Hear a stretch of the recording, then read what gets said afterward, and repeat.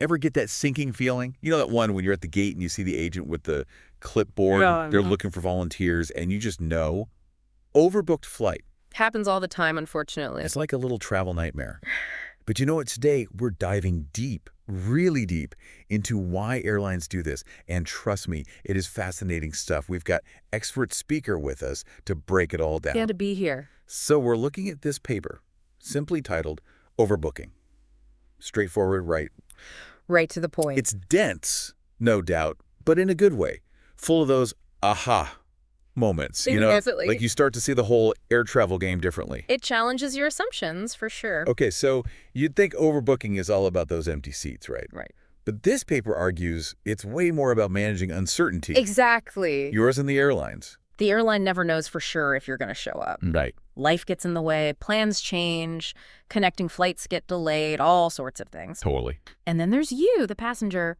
You might not even know how much that flight is really worth to you until, like, the very last minute. Oh, 100%. What if work calls? Big meeting. Gotta be there. Price drops suddenly. It's a gamble. It's like a giant game of chicken, everyone trying to outguess everyone else. In a way, it is. And that's where things get really interesting. This paper, it argues that airlines should always treat tickets like options to fly. Options. Yeah, options, not guarantees. Hold on. Options, not guarantees. That doesn't sound so good for those of us just trying to, get where we need to go. I know, it sounds a little unsettling at first. But from an economic standpoint, it makes perfect sense. And it could actually be better for you, too. Okay, I'm listening. Think about it. If a ticket is an option, the airline, they've got a real incentive to make it worth your while if you do get bumped. Right, like a nice travel voucher. Exactly. Or even a free upgrade. Suddenly, getting bumped doesn't sound so bad, all right? Yeah, a free upgrade. Now you're speaking my language. So it's a calculated risk. That's a good way to put it. You might get a free trip to, I don't know, Hawaii out of the deal. Exactly. And this potential payout, it can actually make tickets more appealing. Because of the bonus possibility. Exactly. Who doesn't love a bonus? And that means the airline can charge a bit more for the tickets up front. Wow. So they were like hedging their bets and potentially making more money all before the plane even leaves the ground. That's pretty clever. But what happens when, everyone does show up? How do they decide who's in and who's? Well, out of luck. That's where it gets really interesting. The paper, it proposes this thing called a handicap double auction. A handicap double auction. Okay, now we're talking. Tell me more. Okay, handicap double auction. It sounds intense. Break it down for me. What does it even mean? Imagine this. You're at the gate, the flight is overbooked, and suddenly it's like a live auction for those remaining seats. Passengers are essentially bidding against each other, with the airline acting as the auctioneer. But here's the handicap part. Those who already have tickets get a head start with their bids. So it's like they already have some chips on the table just for buying a ticket in the first place. Exactly. They've already invested in the flight. Now, those without tickets can still get in on the action, but they'll likely need to bid higher to outbid someone who already has a ticket. So if you're desperate to get to that important meeting, be prepared to dig deep. This sounds way more dynamic than the usual "any volunteers" announcement. It is, and it's designed to create a more efficient and, in a way, fairer system. The paper argues that this kind of auction ensures that the seats go to those who value them most at that specific moment, regardless of whether they booked months in advance or are trying to snag a last-minute seat. That's fascinating. So instead of just bumping the unlucky person who checked in last, this system factors in how much everyone values their seat, which, let's be honest, can change by the minute with flight delays and unexpected emergencies. This paper is really making me think about all those airport gate scrambles in a whole new light. It certainly sheds light on the hidden mechanics at play, doesn't it? And to illustrate this even further, the paper dives into some intriguing examples. One that really stood out to me looks at the scenario where there are only 2 passengers left, but just 1 seat remaining on the flight. Okay, so it's a real showdown. 2 passengers, 1 seat, classic airline drama. Right. And the paper breaks it down to show how this auction system would play out depending on whether both passengers have tickets, if neither does, or if only one of them does. I'm guessing those scenarios lead to very different outcomes. They do. Yeah. And that's what's so fascinating about it. It highlights the complex trade-offs that airlines have to make with every overbooked flight. For example, if only one passenger has a ticket, does the airline automatically favor them, even if the other passenger might be willing to pay more for that last seat? It's like a high-stakes game of poker. Exactly. Or imagine neither passenger has a ticket. Does the airline just let the seat go empty if neither passenger is willing to meet a certain price? Or do they try to make a deal, even if it means a slightly lower fare? These are the real-world dilemmas this model tries to address. It's a constant balancing act of filling seats and maximizing profits, all while trying to avoid a PR nightmare of angry passengers stranded at the gate. You've got it. And that brings us to a point that might surprise you.